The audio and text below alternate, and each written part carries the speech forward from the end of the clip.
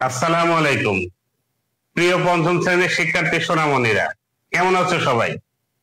আজকে আমি তোমাদের জন্য নিয়ে এসেছি অধ্যায় 2 ভাগের অধ্যায় থেকে 11 পৃষ্ঠার 4 নং প্রশ্নের সমাধান। 4 নং প্রশ্নের সমাধান আমি তোমাদের করে দেখাবো, তোমরা আমার সঙ্গেই থাকো। দেখো, 4 নং প্রশ্নটা এরকম: কোন বাড়িতে 98,000 গ্রাম চাল আছে, তাদের যদি প্রতিদিন 650 গ্রাম চাল লাগে, তবে কততম দিনে চাল শেষ হবে? উত্তর ক্রমবাচক সংখ্যায়। ক্রমবাচক সংখ্যায় উত্তরটা দিতে হবে। তো কোনো বাড়িতে চাল আছে কত গ্রাম? মোট 98,000 গ্রাম চাল আছে, ঠিক আছে। আর তাদের প্রতিদিন, প্রতিদিন মানে কি? আমরা প্রতিদিন বলতে বুঝি একদিন। একদিনে তাদের চাল লাগে হলো 650 গ্রাম।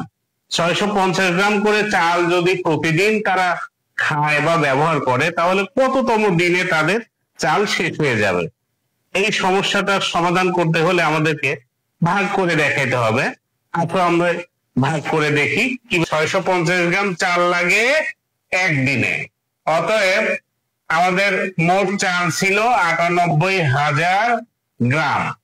তো 98,000 গ্রাম চাল লাগে, তাহলে ভাগ হবে 98,000 ভাগ 650, ঠিক আছে।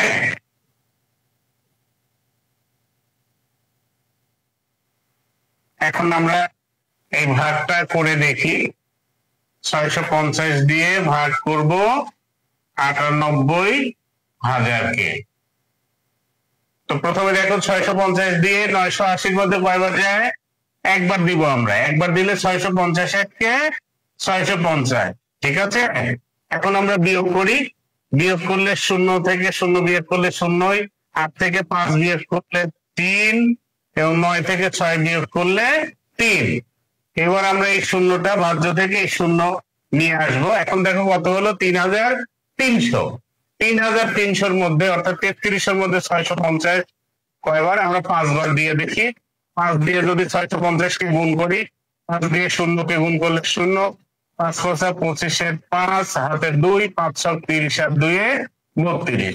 এখন আমরা বিয়োগ করব। 0, 5 আছে কত হলে 10 পাবো 5, হাতে 1, 1 আর 2, 3 3 মিলে গেল, বামে 0 বসে না। এবার আমরা এই 0 নিয়ে আসলাম। 500। 50 দিয়ে 500-র মধ্যে কয়বার যায়? তো যেহেতু ভাজক এখানে 650 এবং ভাজ্য হলো 500, অর্থাৎ ভাজকের চেয়ে ভাজক ছোট হয়েছে, আমরা এখানে 0 বার দিতে পারি। 0 বার দিলে 0ই হবে, বিয়োগ করলে 500ই হবে।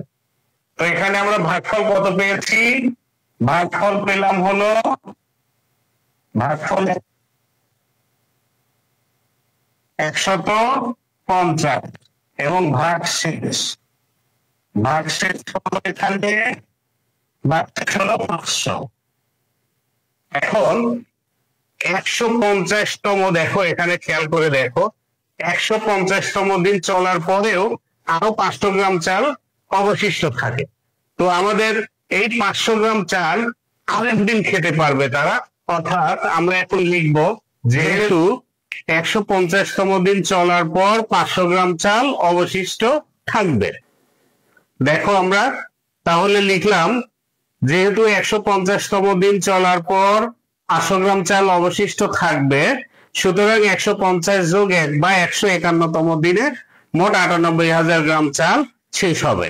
তাহলে এখানে আমরা উত্তর পেলাম হলো 151তম দিন, অর্থাৎ 151তম দিনে মোট চাল শেষ হবে, ঠিক আছে। এই সমস্যাটা আমি তোমাদেরকে সমাধান করে দিলাম। তোমরা বাসায় প্র্যাকটিস করবা এবং পরবর্তী ভিডিওর জন্য অপেক্ষা করো।